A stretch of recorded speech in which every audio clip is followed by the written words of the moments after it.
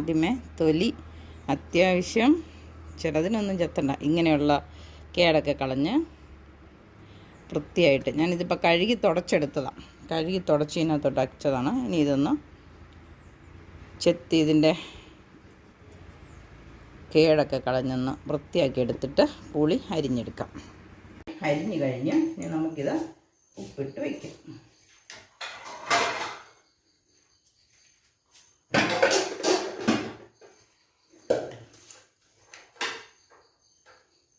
കുറച്ച് താഴോട്ട് 2 കിലോ അടുത്ത് മാങ്ങ വേണം. അപ്പം നമുക്ക് ഇത്ര എടുക്കുകയും വേണം.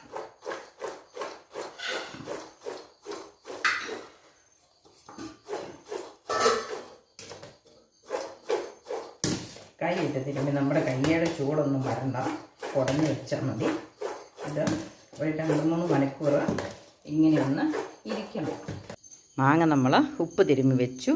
ഇനി അത് അച്ചാറിടുന്നതിൻ്റെ ഫുൾ വീഡിയോ ഞാൻ യൂട്യൂബിൽ അപ്ലോഡ് ചെയ്തേക്കാം. എല്ലാവരും കയറി കാണണം. മാങ്ങ കിട്ടുമ്പോൾ നിങ്ങളെല്ലാവരും അച്ചാറിട്ട് വയ്ക്കണം. അപ്പോൾ ബൈ.